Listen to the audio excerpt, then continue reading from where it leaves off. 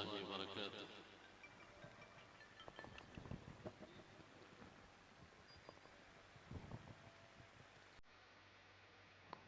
इन्नल हम्दुलिल्लाह नहमदुहु व नस्तईनुहु व नस्तगफिरुह व नऊज़ु बिल्लाहि मिन शुरूरि अनफुसिना व मिन सय्यिआति अमालिना। मन यहदिहिल्लाहु फला मुदिल्ल लहु व मन युद्लिल फला हादिय लहु व अशहदु अन ला इलाहा इल्लल्लाहु वहदहु ला शरीक लहु व अशहदु अन्न मुहम्मदन अब्दुहु व रसूलुहु। या अय्युहल्लज़ीन आमनु तक़ुल्लाह हक़्क़ तुक़ातिह व ला तमूतुन्न इल्ला व अंतुम मुस्लिमून। या अय्युहन्नासु इत्तक़ू रब्बकुमुल्लज़ी ख़लक़कुम मिन नफ्सिन वाहिदह व ख़लक़ मिनहा ज़ौजहा व बस्स मिनहुमा रिजालन कसीरन व निसाअ वत्तक़ुल्लाह अल्लज़ी तसाअलून बिही वल अर्हाम इन्नल्लाह कान अलैकुम रक़ीबा। या अय्युहल्लज़ीन आमनु इत्तक़ुल्लाह व क़ूलू क़ौलन सदीदा युस्लिह लकुम आमालकुम व यग़फिर लकुम ज़ुनूबकुम व मन युतिइल्लाह व रसूलहु फ़क़द फ़ाज़ फ़ौज़न अज़ीमा। अम्मा बअद फ़इन्न खैरल हदीस किताबुल्लाह व खैरल हदी हदी मुहम्मदिन सल्लल्लाहु अलैहि वसल्लम व शर्रल उमूरि मुहदसातुहा व कुल्ल मुहदसतिन बिदअह व कुल्ल बिदअतिन ज़लालह व कुल्ल ज़लालतिन फिन्नार। अऊज़ु बिल्लाहि मिनश शैतानिर रजीम। वलिर्रिजालि नसीबुम मिम्मा इक्तसबू मिम्मा तरकल वालिदानि वल अक़रबून वलिन्निसाइ इला आखिरिल आया। मोहतरम उलमाए किराम और सामीईन इज़ाम, मेरे लिए आज के इस प्रोग्राम में जो उन्वान मुकर्रर किया गया है वो इस्लाम में विरासत के ताल्लुक़ से है। सबसे पहले आप इस बात को ज़हन में महफूज कर लें कि विरासत ये इस्लाम का एक ऐसा शरई कानून है, बल्कि एक ऐसा फरीज़ा है जिसकी अदायगी हमारे लिए उसी तरीक़े से अल्लाह रब्बुल आलमीन ने इस पे अमल करने को फ़र्ज़ करार दिया है, जिस तरीक़े से हम दूसरी इबादात को फ़र्ज़ समझ करके अदा करते हैं। नमाज, रोज़े और हज और ज़कात ये इस्लाम के फ़राइज़ में से हैं। इसी तरीक़े से वरासत के अहकाम पे अमल करना और उसके मुताबिक हिस्से तक़सीम करना, इसको अल्लाह रब्बुल आलमीन ने फरीज़े से ताबीर किया है। मेरे बुज़ुर्गों और भाइयों, कुरान मजीद की सूरह निसा में अल्लाह रब्बुल आलमीन ने वरासत से मुतअल्लिक़ अहकाम को बहुत तफसील के साथ बयान किया है। बल्कि मैं आपको ये बताऊं कि इस्लाम के बहुत सारे अहकाम को अल्लाह रब्बुल आलमीन ने कुरान मजीद में इजमाली तौर पे ज़िक्र किया।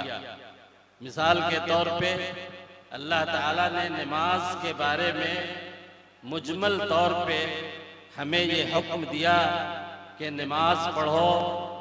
ज़कात के बारे में भी अल्लाह रब्बुल आलमीन ने इजमाली तौर पे बताया कि ज़कात अदा करो, लेकिन नमाज की तफसीलात और ज़कात की तफसीलात अपने रसूल के लिए छोड़ दी कि अल्लाह के रसूल सल्लल्लाहु अलैहि वसल्लम उन तफसीलात को बयान करेंगे और इसी के मुताबिक अहादीस की किताबों में नमाज के अरकान, उसके वाजिबात और उसकी जो मुस्तहब अरकान हैं, मसनून चीज़ें हैं उन सब को हमारे नबी सल्लल्लाहु अलैहि वसल्लम ने हमारे लिए उम्मत के लिए बयान किया। ज़कात की तफसीलात भी अल्लाह रब्बुल आलमीन ने बयान नहीं की, बल्कि अपने नबी के लिए छोड़ दिया। और नबी ने हमें ज़कात की तफसीलात बताई और ये बताया कि किस माल में हमें कितनी ज़कात अदा करनी है और उसकी मिक़दार क्या होगी। लेकिन मेरे भाइयों, वरासत का मसला ऐसा है कि इसकी तमाम जुज़इयात और इसकी तमाम तफसीलात को खुद अल्लाह रब्बुल आलमीन ने अपने ज़िम्मे रखा। अपने रसूल के ज़िम्मे इस काम को नहीं लगाया कि रसूल सल्लल्लाहु अलैहि वसल्लम वरासत से मुतअल्लिक़ अहकाम की जुज़ियात को और उसकी तफसीलात को बयान करें। आप देखेंगे कुरान मजीद की सूरह निसा में ख़ास तौर पे शुरू में भी और आखिरी आयतों में कि अल्लाह रब्बुल आलमीन ने वरासत के मसले को एक एक करके उसकी तमाम जुज़ियात को और उसकी तमाम तफसीलात को खुद बयान किया है। इससे ये अंदाज़ा होता है कि वरासत का मसला इस्लाम के अंदर कितनी अहमियत का हामिल है। मेरे भाइयों, वरासत के मसले को बयान करते हुए अल्लाह रब्बुल आलमीन ने दो जगह आयत के इख्तिताम पे एक जगह कहा कि नसीबम मफरूज़ा और दूसरी जगह अल्लाह रब्बुल आलमीन ने फरमाया फरीज़तम मिनल्लाह। यानी ये जो तफसीलात हमने कुरान मजीद में बयान की है, ये अल्लाह ताला की तरफ से ये फ़र्ज़ है, वाजिब और ज़रूरी है, वैसे ही जैसे कि दूसरे तमाम फ़राइज़ हमारे ज़िम्मे अल्लाह रब्बुल आलमीन ने लगाया। और ये भी बताया कि जो हिस्सा वरासत का जो हिस्सा अल्लाह ताला ने खुद मुतय्यन किया है, उसकी अदायगी और उस हिस्से के ऊपर अमल करना और उसके मुताबिक उसको तकसीम करना, ये हमारे फ़राइज़ के अंदर दाखिल है। इससे हम अंदाज़ा लगा सकते हैं मेरे भाइयों कि अगर हम वरासत के मसले में अगर कोई कोताही करते हैं या कुरान के बताए हुए अहकाम के मुताबिक हम अमल नहीं करते हैं, तो हम सिर्फ ये नहीं कि इस्लाम के एक हुक्म पे अमल नहीं करते, बल्कि इस्लाम के एक अहम फरीज़े को हम छोड़ रहे हैं, जिसकी तफसीलात को अल्लाह रब्बुल आलमीन ने बयान की। मेरे भाइयों, वरासत ये इस्लाम की खुसूसियात में से मैं आपको बताऊं कि इस्लाम से पहले और इस्लाम के बाद भी एक ज़माने तक इस दुनिया में जितने मज़ाहिब, जितने अदियान और शराए पाए गए हैं, आप उन सब का जायज़ा ले लीजिए तारीख़ी तौर पे, तो आपको पता चलेगा कि किसी भी दीन में, किसी भी शरीयत के अंदर वरासत के मसले के सिलसिले में ऐसी तफसीलात या ऐसे बयानात आपको नहीं मिलेंगे। मिसाल के तौर पे यहूदी मजहब को आप लें, दुनिया के कदीम मज़ाहिब में से है। यहूदी मजहब के अंदर औरतों के लिए बाज़ाब्ता कोई हिस्सा या वरासत के अंदर कोई चीज़ मुकर्रर नहीं थी। इसी तरीके से आप नसरानियत को ले लें, ईसाइयत को ले लें, पुराने और कदीम मज़ाहिब में से है।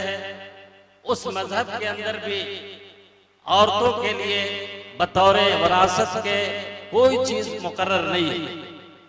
आप हमारे इस मुल्क के अंदर बिरादराने वतन का जो मजहब है या उनका जो तरीक़ा है, उनके यहाँ जो रिवाज है मजहबी तौर पे, उसका आप मुताला कर जाएं, आपको पता चलेगा कि उनके यहाँ भी औरतों के लिए बाज़ाब्ता ऐसी कोई चीज़ मुकर्रर नहीं है। मेरे भाइयों, ये सिर्फ इस्लाम की खुसूसियत है कि उसने औरतों के लिए और मर्दों के लिए अलग अलग, माओं के लिए अलग, बहनों के लिए अलग, बेटियों के लिए अलग, और इसी तरीके से दूसरे करीबी रिश्तेदार, चाहे वो ऊपर के हों या नीचे के हों, उन सब के लिए इस्लाम के अंदर बाज़ाब्ता हिस्से मुकर्रर किए गए हैं।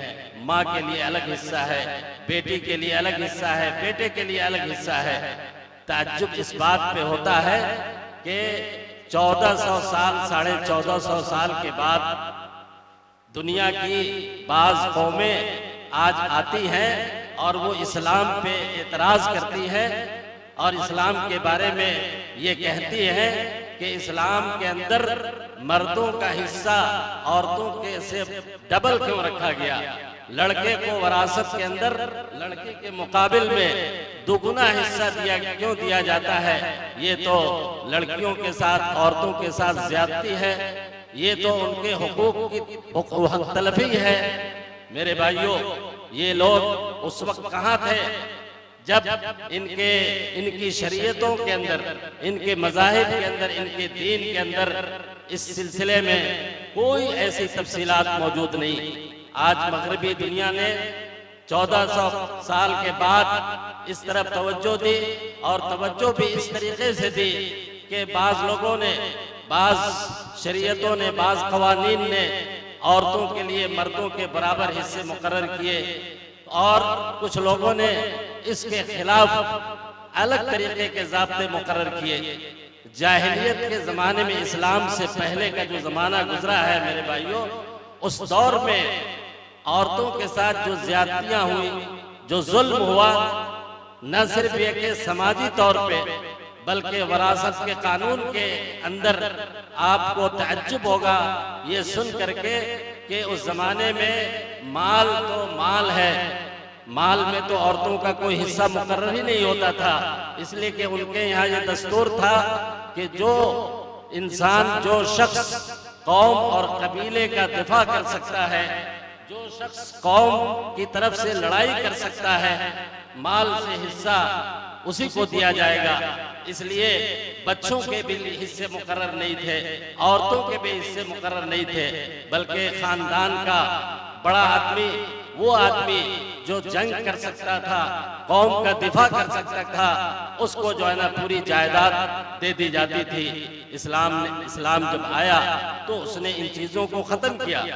इस्लाम के इस कानून के सिलसिले में कि लड़कियों के हिस्से लड़कों के मुकाबिल में आधे क्यों रखे गए और इस सिलसिले में जो एतराज़ात किए जाते हैं मेरे भाइयों, आप जब गौर करेंगे और हकीकत के आईने में जब आप इसका जायजा लेंगे तो आपको समझ में आएगा कि ये मुसावात, जिसको आजकल मर्दो जन के मुसावात के नाम से लोग पुकारते हैं, ये मुसावात असल में ये हर मैदान में या हर जगह ये न तो अक्ल के मुताबिक है और न ये किसी कानून के मुताबिक है।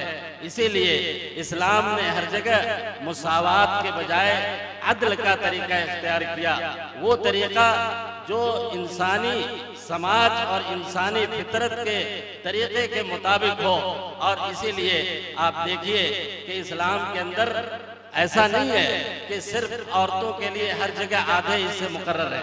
बाद इस विरासत के तफसीली कवानीन का आप मुताला करेंगे तो आप ये भी पाएंगे कि बाज़ मर्तबा, बाज़ मौक़ों पे, बाज़ हालात में औरतों को भी मर्दों के मुकाबिल में ज्यादा हिस्से दिए जाते हैं। लेकिन मर्दों की जिम्मेदारियां अल्लाह रब्बुल आलमीन ने जो मुकर्रर की है, इस्लामी शरीयत के अंदर नानो नफका की सारी जिम्मेदारी, महर की अदायगी और तमाम इखराजात की जिम्मेदारी अल्लाह रब्बुल आलमीन ने मर्दों के ऊपर रखी है। औरत एक बेटी जब होती है तो उसके तमाम इखराजात उसके बाप के जिम्मे होते हैं।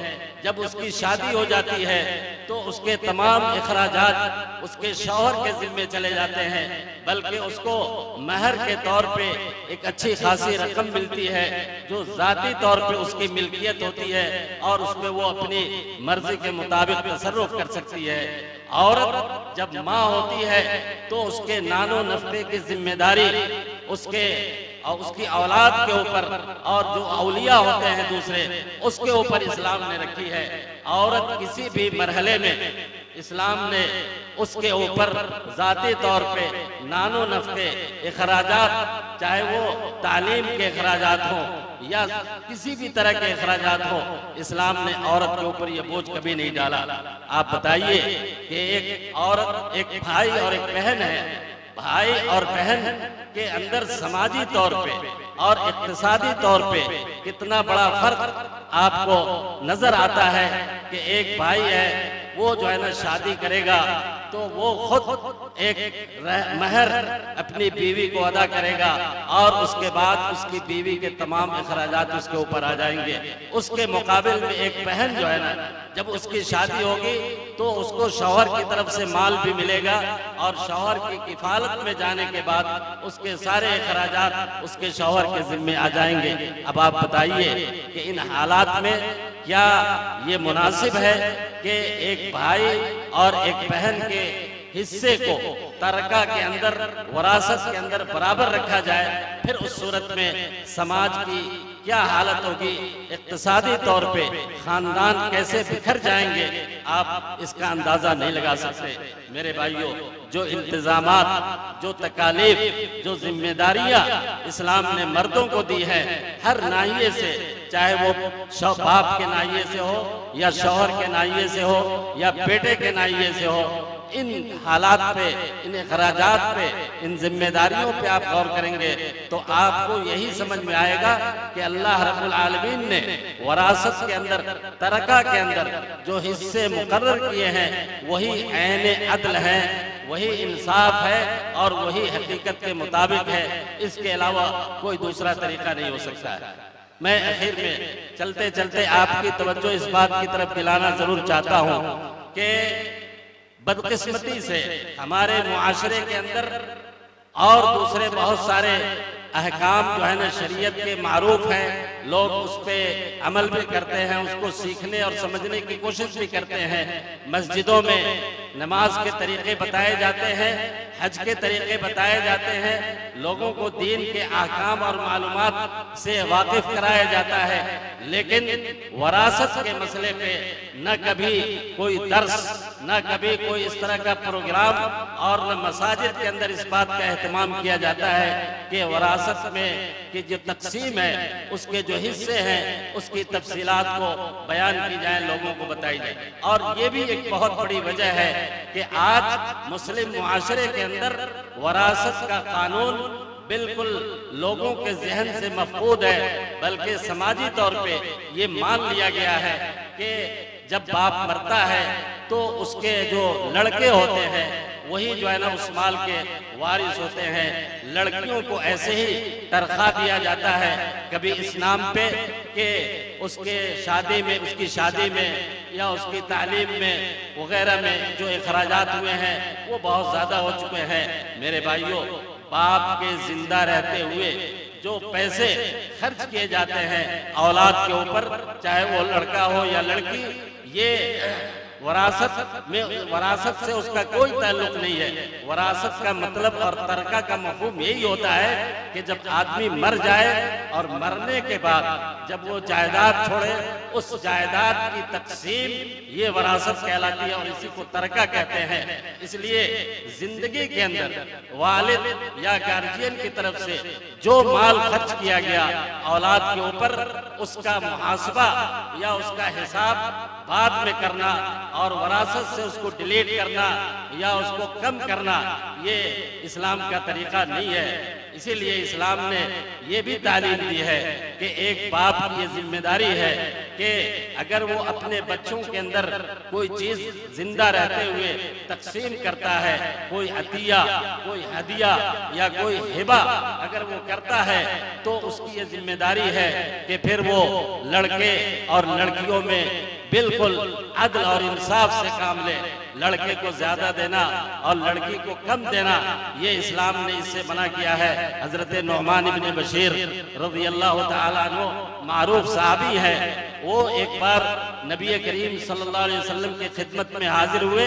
उनके गोद में एक बच्चा था, उस बच्चे को लेकर के गए और अल्लाह के नबी सल्लल्लाहु अलैहि वसल्लम से ये फरमाया कि अल्लाह के रसूल, मैं अपने इस बेटे को अपने माल का फला फला हिस्सा, खजूर का बाग है, मैं इसको देना चाहता हूँ, इसके लिए खास करना चाहता हूँ, आप इसके लिए गवाह बन जाइए। नबी करीम सल्लल्लाहु अलैहि वसल्लम ने पूछा कि तुम्हारे पास इसके अलावा और भी औलाद है? कहा कि हाँ। कहा कि तुमने उनको क्या दिया? ये चीजें जो तुम इसको देने जा रहे हो, क्या उन लोगों को भी दिया? कहा कि नहीं। तो आपने फरमाया कि ला अशहदु अला जौरिन, ये जुल्म है, ये ज्यादती है कि एक बच्चे के लिए वालिद जो है ना अपनी जायदाद और अपने माल का एक हिस्सा खास कर दे और दूसरे बच्चे को या बच्ची को उससे महरूम कर दे। आज के मुआशरे में इस नाम पे कि लड़का बागी हो गया है, बल्कि उसको आग से ताबीर करते हैं कि नाफरमान है, इसलिए वालिद ने अपनी जिंदगी में क्या किया, अपनी जायदाद को तमाम लड़कों में तकसीम कर दिया और उस बच्चे को उससे महरूम कर दिया। मेरे भाइयों, इससे बड़ा जुल्म और इससे बड़ी ज्यादती कोई नहीं हो सकती है। देखिए, उस बच्चे की जो भी कारिस्तानियां हैं, उसके जो भी गुनाह हैं, या आपके हक में जो उसकी नाफरमानियां हैं, वो उसके हक में है, उसका जिम्मेदार वो है। और इसके नाम पे आप उसको अपनी जायदाद से अपनी जिंदगी में महरूम करते हैं, तो आप उसके लिए मुजरिम है, गुनहगार है। हर शख्स अपने अमाल का हिसाब अल्लाह ताला को देने वाला है। इसलिए नाफरमानी के नाम पे या बदमाशियों के नाम पे किसी बच्चे को अपनी जायदाद से महरूम कर देना, वरासत से महरूम कर देना, ये इस्लाम की तालीमात के सरीह खिलाफ है। मरने के बाद पूरे तौर पे इस्लामी तरीके पे जो वरासत का कानून अल्लाह रब्बुल आलमीन ने बताया है, उसी के मुताबिक उसकी तकसीम होगी। और तकसीम के अंदर बेटियों के जो हिस्से हैं वो उसको दिए जाएंगे। अगर आपने उस तकसीम के अंदर भाइयों ने बाप की माल को, जायदाद को अपने दरमियान तकसीम कर लिया और बहनों को छोड़ दिया इस नाम पे कि बहनों को जरूरत नहीं है, या ये कि बहनें तो छोड़ देती हैं या माफ कर देती हैं, इस तरह के बहाने और इस तरह की नादानियों और इस तरह की गैर शरई हरकतों की बुनियाद पे आज बेटियों को उनकी वरासत से जो महरूम किया जा रहा है, मेरे भाइयों, ये इंतहाई गलत तरीका है। आप देखेंगे कि एक शख्स बहुत मुतशर्रे है, वो नमाज का पाबंद है, हमेशा आपको मस्जिद में पहली सफ में बैठा हुआ नजर आता है, लेकिन आप जब उसकी जिंदगी का जायजा लेंगे तो पता लगेगा कि इसने अपनी तमाम बहनों का हिस्सा हड़प लिया हुआ है, लेकर के बैठा हुआ है और आज बहुत बड़ा दीनदार बना हुआ है, हज करने के लिए जा रहा है, अल्लाह रब्बुल आलमीन के घर की जियारत करने के लिए जा रहा है और वो ये समझ रहा है कि इस हज की वजह से हमारे सारे गुनाह खत्म हो जाएंगे, हम गुनाहों से पाक होकर के आएंगे। अल्लाह की कसम, अगर आपने अपनी बहनों को और अपनी बेटियों को उसके हिस्से से किसी भी तौर पे महरूम किया है, आप उस तरह का 50-100 हज कर लें जाकर के वहां पे, और खाने काबा के पर्दे से आप लिपटे रहें, उससे कोई फर्क नहीं पड़ता है जब तक कि आप उनके हुकूक की अदायगी नहीं करते हैं। इसलिए मेरे भाइयों, इस चलन को, इस रिवाज को खत्म करने की जरूरत है। आज मुस्लिम मुआशरे के अंदर औरतों के और खास तौर पे लड़कियों के ताल्लुक से जो ज्यादतियां हो रही हैं, वरासत के ताल्लुक से खास तौर पे, ये बहुत बड़ा अलमिया है।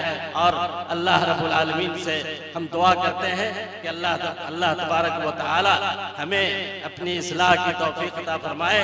अल्लाह ताला हमें वरासत के, इस्लामी वरासत के कानून को समझने और इसको एक फरीजे की हैसियत से उस पर अमल करने की तौफीक इनायत फरमाए। अल्लाह ताला हमें इस बात की तौफीक अता फरमाए कि हम अपनी बहनों को, अपनी बेटियों को अल्लाह ने जो उसका हिस्सा मुकर्रर किया है उसकी अदायगी हम कर सके। इन्हीं चंद कलमात के साथ मैं अपनी बात को खत्म करते हुए अल्लाह रब्बुल आलमीन के शुक्रिया के बाद ये जामिया इस्लामिया नीरपुर के तमाम जिम्मेदारान का बहुत बहुत शुक्रिया अदा करता हूँ और मैं तमाम हाजरीन से ये दरख्वास्त करता हूँ कि आपका इदारा, इसका महल वक़ू और इसकी जो तालीम है वो इस किताब व सुन्नत के ऊपर मबनी है, इसलिए ज़्यादा से ज़्यादा इस इदारे के साथ जुड़िए, इसका ताउन कीजिए। यहाँ जो असातिज़ा हैं उनका ख्याल कीजिए, उनकी कद्र कीजिए और उनको अपने सर आँखों पर रखिए। यही पूंजी है आपकी। अगर ये खुश रहे तो आपके बच्चों की तालीम भी बेहतर होगी। अल्लाह रब्बुल आलमीन हमें इसकी तौफीक अता फरमाए। व आखिर दावाना अनिल हम्दुलिल्लाहि रब्बिल आलमीन। वस्सलाम।